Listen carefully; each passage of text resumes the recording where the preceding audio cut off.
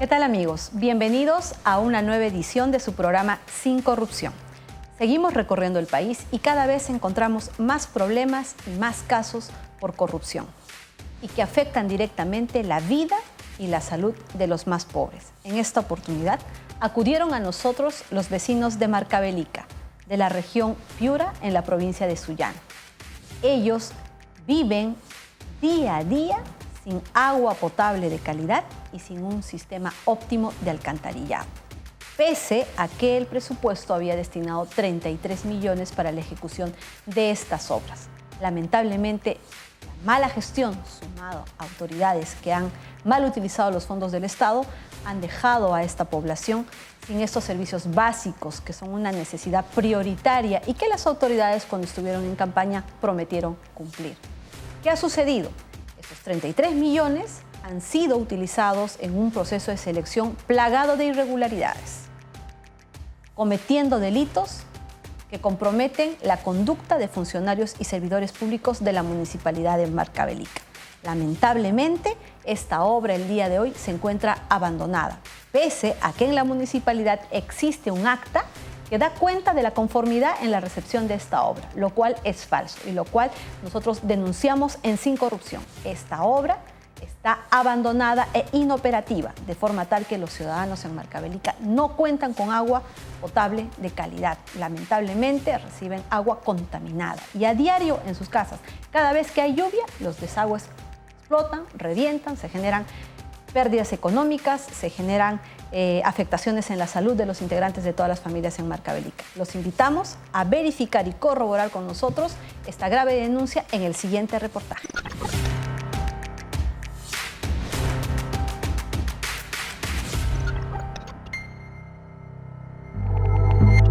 En el distrito de Marcavelica, provincia de Sullana, en Piura, viven más de 32.000 habitantes, quienes sufren el agudo problema del agua potable y alcantarillado. En esa localidad no hay agua. El líquido elemento solo llega a las casas cada 15 días. La gente más pobre tiene que comprar agua contaminada de cilindros, cuyo valor es un sol por 20 litros de agua. A esto se suma el ineficiente sistema de alcantarillado. ¿Cómo afecta este problema a la población? Si bien es cierto, tenemos unas redes primarias de agua potable, pero que justamente por su deficiencia, por todas las carencias que esta tenía, se buscaba esta obra. Porque con ese servicio que tenemos es insuficiente. Tenemos agua potable cada 8 días, cada 15 días y en el peor de los casos cada 20 días. Y según los especialistas, una agua almacenada luego de 24 horas pierde su potabilización, en consecuencia ya no es apta para consumo humano.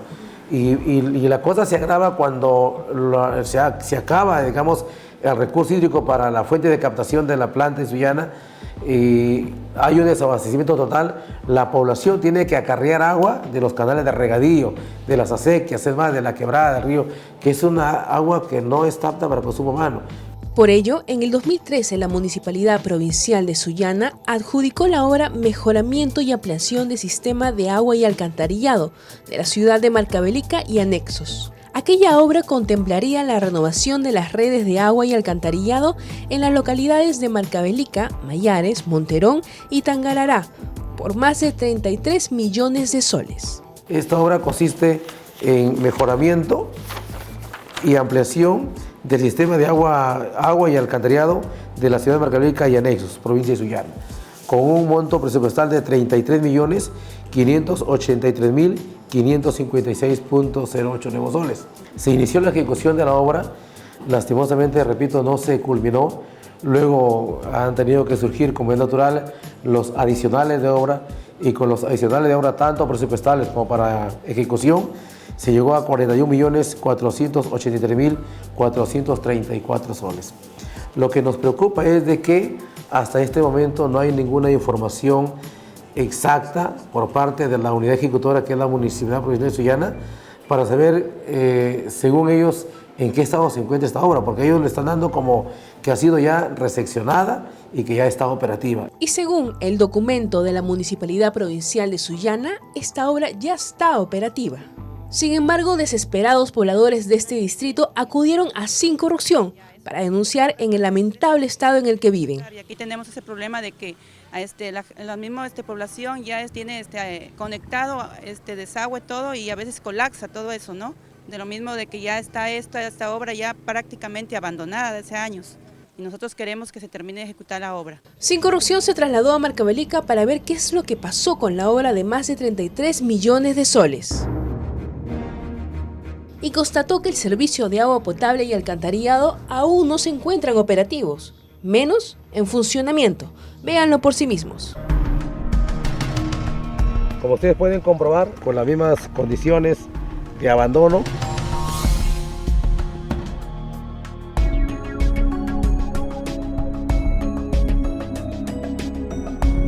Estas autoridades mintieron y se burlaron de los que menos tienen. Aquí nos encontramos visitando el reservorio satélite de la Golondrina. Ustedes están comprobando de manera personal el estado de esta obra.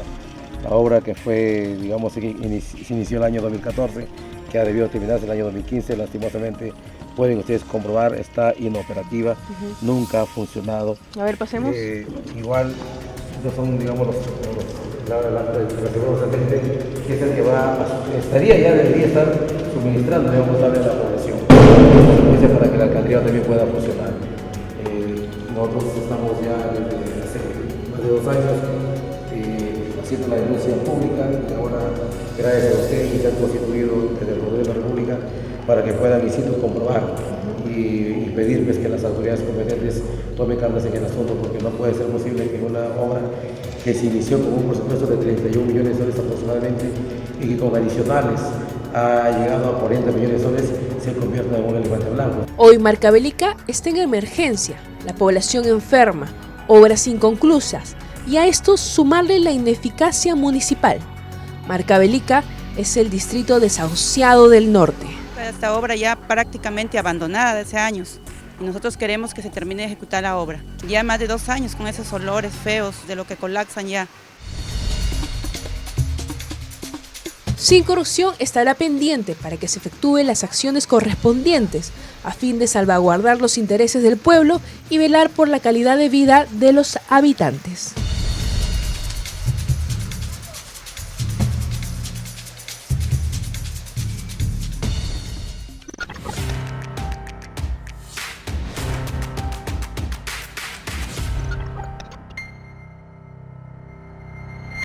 Como podemos ver, una vez más, las autoridades han traicionado la confianza de los ciudadanos. ¿Cuál es el deber de estas autoridades?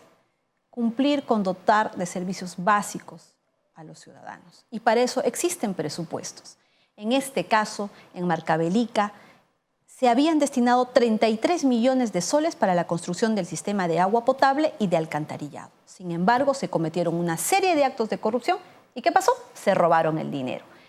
Desde la Municipalidad de Marcavelica se lanzó el proceso de selección en octubre del año 2013 sin que el expediente técnico haya sido aprobado. Es decir, no se contaba con aquel documento que daba el marco para poder ejecutar este proceso y para poder ejecutar la obra. Es más, cuando se dieron cuenta o advirtieron públicamente de este favorecimiento ilícito, aprobaron este expediente técnico incluso sin que este haya sido concluido. Luego, cuando la Contraloría realizó su auditoría, estableció que los postores habían sido beneficiados, pues no se les había dado un puntaje cuando ellos no estaban acreditando correctamente a sus profesionales. Es decir, hoy la obra está abandonada. Los 33 millones se han pagado en su totalidad al 100% y la obra está inconclusa. Es grave que las autoridades de la Municipalidad de Sullana suscribieran un acta en la cual dejaron constancia de que esta obra había sido concluida y que habían dado su conformidad. Esta obra hoy está abandonada. Es falso que se encuentre operativa. Por eso es que necesitamos la mirada de las autoridades del gobierno a efectos de que le puedan dar una solución a este grave problema que aqueja a los ciudadanos en Marcavelica. ¿Y quiénes son estas empresas que se hicieron de esta buena pro? Las empresas que integraron el consorcio Marcavelica, AIJ Inversiones SAC y Constructora Uranio SAC. ¿Cuál fue la empresa que ganó la buena pro de la supervisión? La empresa Alfa Consult S.A. por un monto de 1 millón de soles. Es lamentable y terrible, queridos ciudadanos, que se roben el dinero de esta manera, porque esto ya está afectando la vida y la salud de los ciudadanos. ¿Cuál es la solución que debe existir para poder sancionar a estos funcionarios? Que exista un procedimiento a cargo de una entidad externa a las entidades para que puedan ser destituidos luego de un procedimiento disciplinario en observancia del debido procedimiento. Para eso tenemos en estudio al doctor Francisco Díez-Canseco, exdiputado y abogado, para poder comentar temas de coyuntura nacional. Bienvenido, doctor. Muchas gracias por la invitación, Jenny.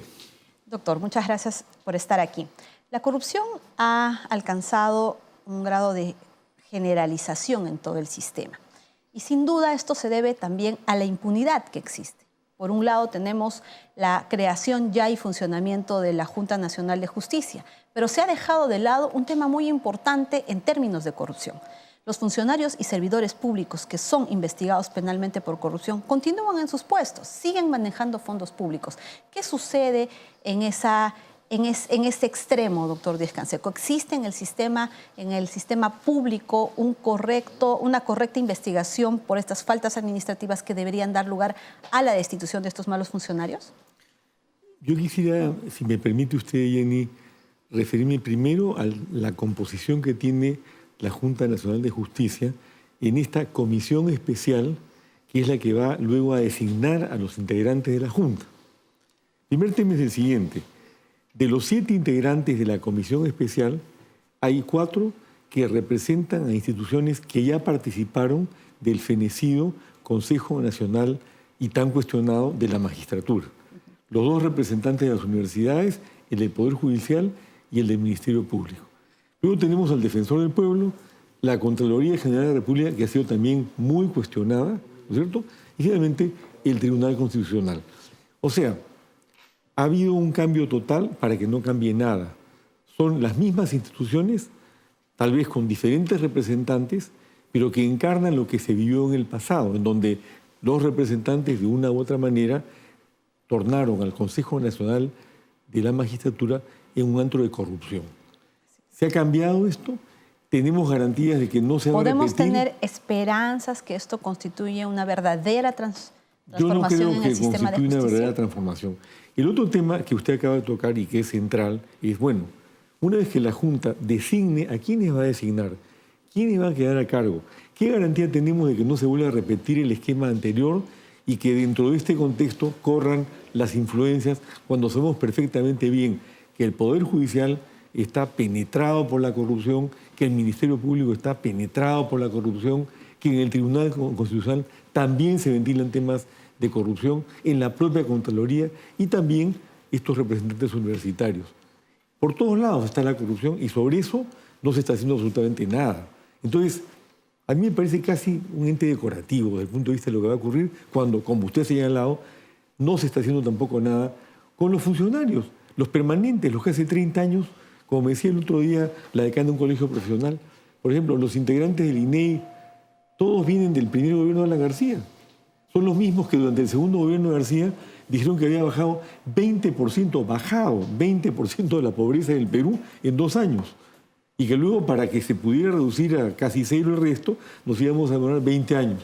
¿Quién puede creer en esas cifras? Y ahí están metidos. Y lo mismo en los demás ministerios y las demás entidades públicas. Esa limpieza no se está haciendo y a través de la Junta Nacional de Justicia tampoco se va a realizar. Luego, a nivel del Poder Judicial y del Ministerio Público, como consecuencia de la creación de la Junta Nacional de Justicia, ¿va a haber algún cambio? No. Van a seguir siendo controlados por los mismos órganos de control interno que usted sabe mejor que yo que no controlan nada. Todo lo dejan pasar porque son casos de colusión, de intereses creados, etc. Entonces, ¿cuál va a ser el cambio ahí? Yo no veo el cambio honradamente. Yo lo que veo es que a la opinión pública le han vendido cedo de culebra, le han hecho creer que con la desaparición del Consejo Nacional de la Magistratura, la sustitución de los artículos constitucionales pertinentes, la creación de la Junta Nacional de Justicia, se inicia el gran paso para terminar la corrupción en el Perú. Eso es falso, eso no es verdad. Y un Eso poco no para va a que ocurrir. puedan entender nuestros televidentes, queridos ciudadanos, la corrupción, en tanto no sea investigado correctamente por los órganos competentes y que logren una sanción, va a continuar. Claro, todos teníamos la esperanza que con dejando sin efecto la existencia o la ley de la existencia del CNM. Esto se iba a solucionar, y ahora que tenemos una nueva Junta Nacional de Justicia, pretendemos alcanzar la reforma del sistema de justicia, por un lado. Pero lo más importante es que en las instituciones del Estado, los funcionarios públicos que están siendo investigados o que van a ser investigados siguen en sus puestos, porque no hay un órgano que garantice de manera externa que estas investigaciones administrativas se van a llevar correctamente y que vamos a lograr finalmente que ese funcionario sea destituido. Porque ese funcionario, en tanto dura años su denuncia penal, va a seguir en ese mismo cargo. En una obra, en otra obra y en otra obra. Y eso es lo que nosotros, queridos ciudadanos, queremos que se enfoque el día de hoy. Que los órganos de control para investigar por inconductas o por infracciones disciplinarias sea concedido o sea otorgado a un órgano fuera de las instituciones del Estado. Lo mismo en la Junta Nacional de Justicia, ¿no? Que tanto el Ministerio Público, el Poder Judicial, el Tribunal Constitucional y la Junta Nacional de Justicia tengan órganos de control, pero externos, de tal forma de que si se investiga, se comete alguna infracción, se llegue a una sanción realmente que justifique, ¿no? O que sancione y que no permita que estos funcionarios vuelvan a cometer esos errores. Aquí el problema es el siguiente. Por ejemplo, en el Consejo Nacional de la Magistratura había un delegado del Poder Judicial. Ahora el delegado es automáticamente el presidente del Poder Judicial. Me refiero ante la Comisión Especial. Entonces, yo digo, detrás de esto, yo no tengo, por ejemplo, reparos respecto del doctor Lecaros, actual presidente, porque me parece un hombre honesto, tiene una trayectoria impecable, nunca he escuchado hablar de él respecto a actos de corrupción. Pero debajo de él tiene un poder judicial que está corrompido por todos lados. Entonces, ¿cómo va a actuar el presidente del Poder Judicial? ¿Se va a despojar de su condición de presidente del Poder Judicial para actuar con absoluta libertad y poder decir uno a quién designamos aquí? El otro tema es, como usted bien ha señalado, se requiere un órgano externo.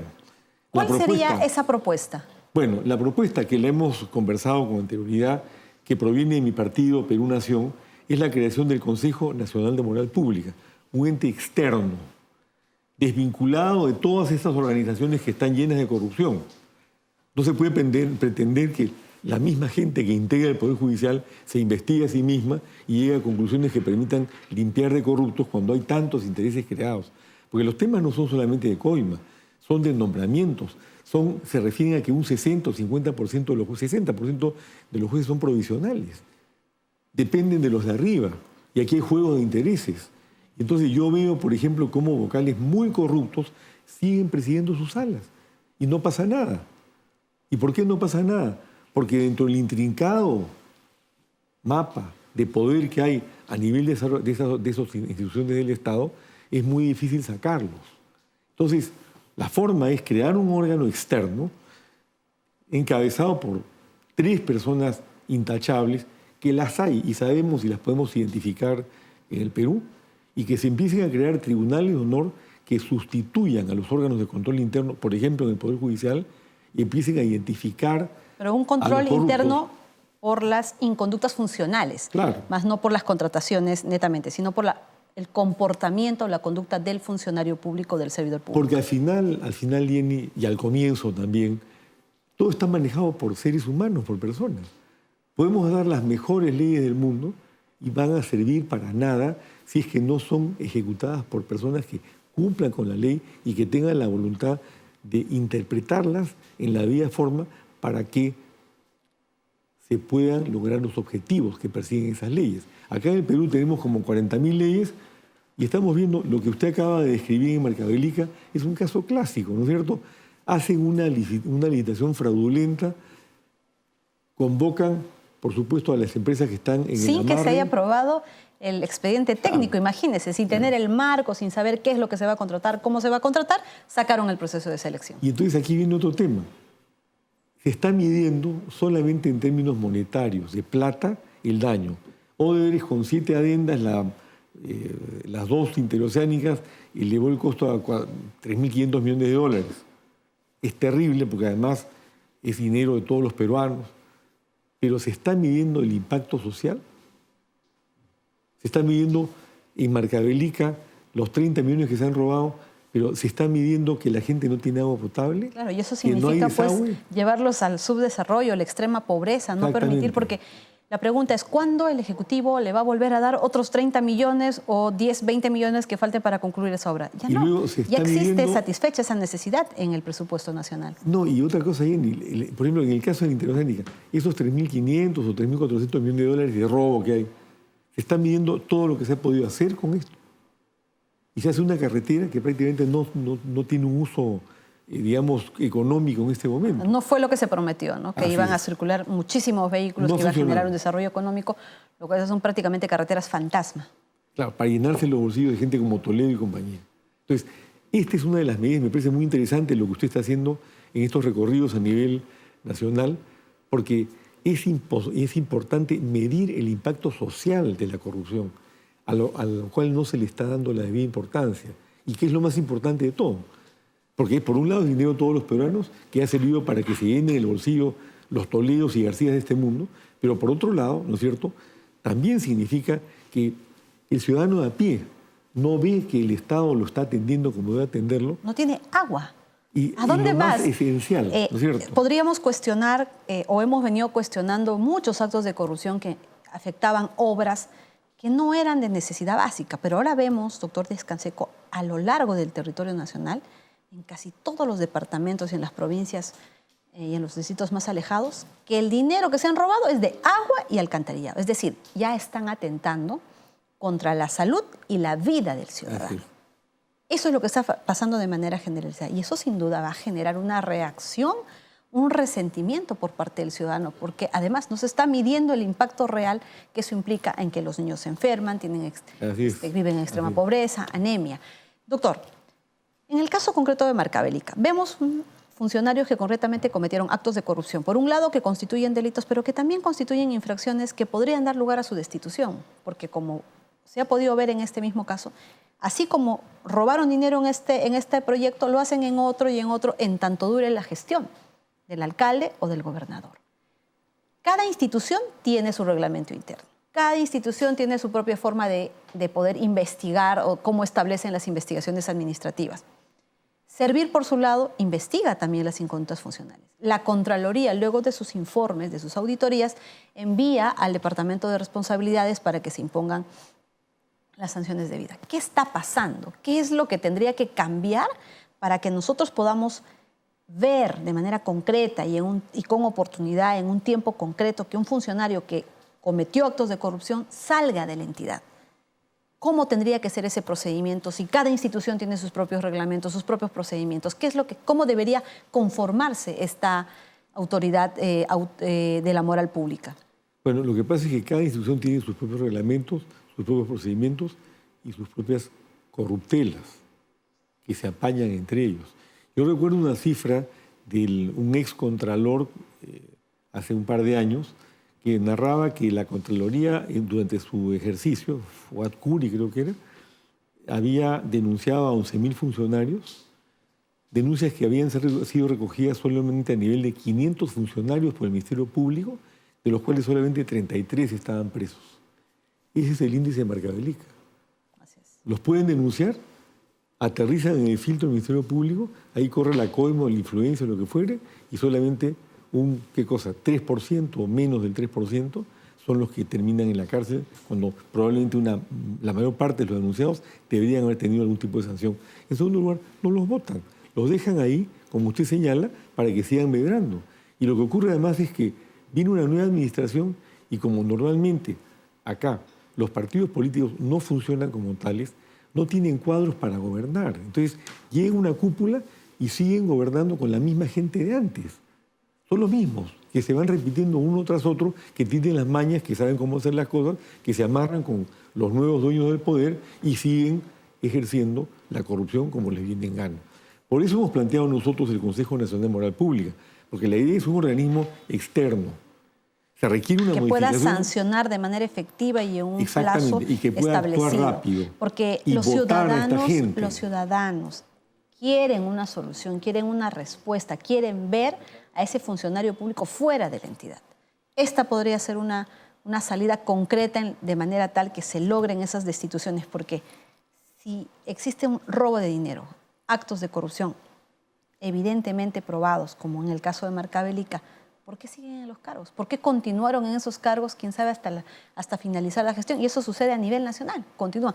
Los 4 años que entra el alcalde con su equipo de personas, los 4 años ese mismo funcionario sigue en la misma gerencia y sigue cometiendo los mismos actos.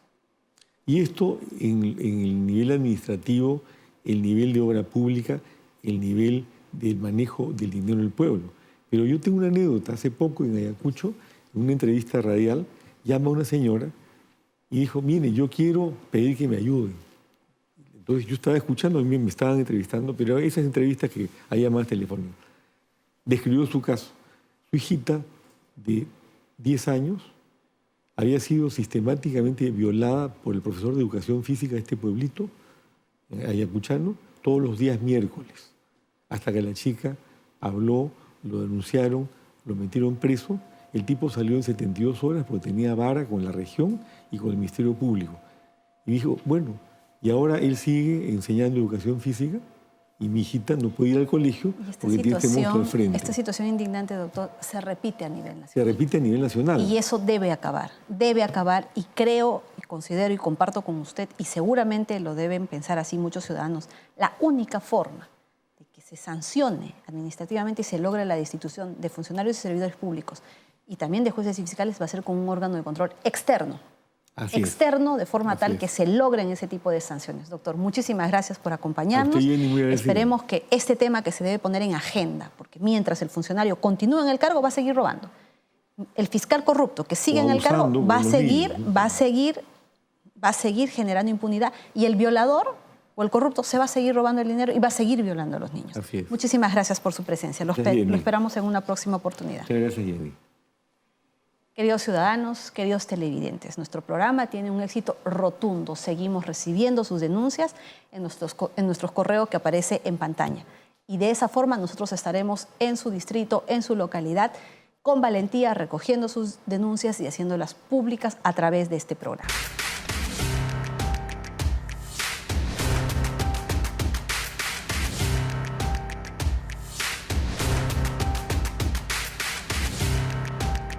Hemos llegado al final del programa. Gracias por acompañarnos. Háganos llegar sus denuncias y Sin Corrupción llegará hasta donde estén. Gracias.